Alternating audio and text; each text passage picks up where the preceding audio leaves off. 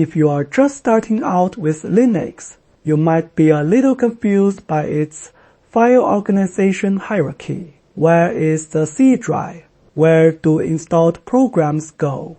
Well, unlike Windows, Linux uses something called the File System Hierarchy Standard, or FHS for short. Today, we are going to break it down simply and completely. Let's start at the very top. In Linux, everything branches out from a single point called the root directory.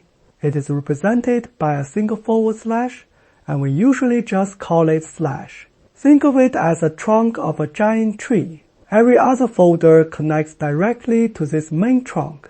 First, where does your personal stuff go? Enter /home. This is just like the users folder in Windows.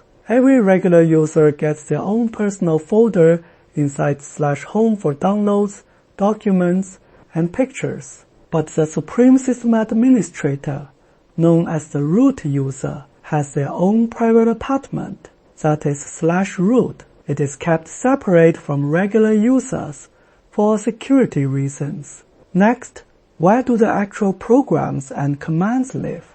They live in /bin and /sbin.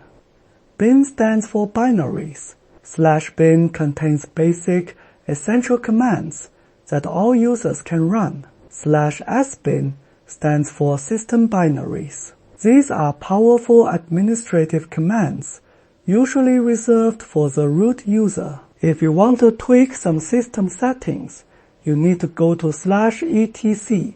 It is the central hub for system-wide configuration files. Whether you are changing network settings, passwords, or startup scripts, /etc is the place to be. Programs constantly generate changing data, like system logs.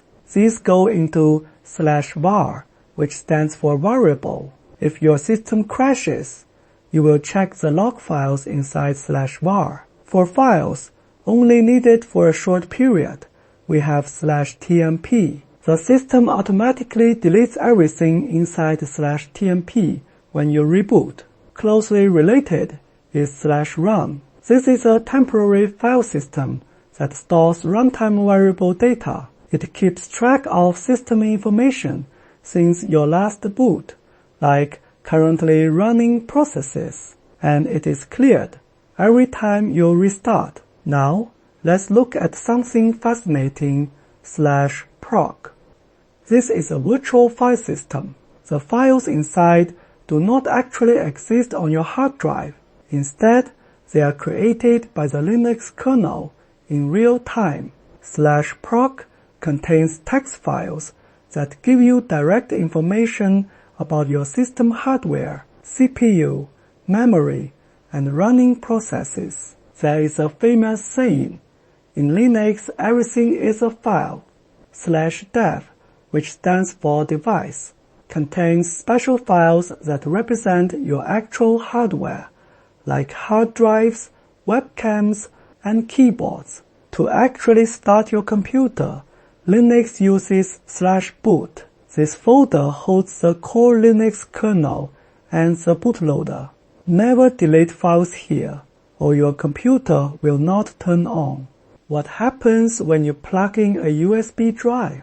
The OS automatically mounts removable media, like USBs or CD-ROMs, into the /media directory. On the other hand, /mnt, which stands for mount, is an empty directory left there for you, the system administrator, to manually mount temporary file systems or extra hard drives. If your computer is acting as a server, you will use /srv. It stands for service.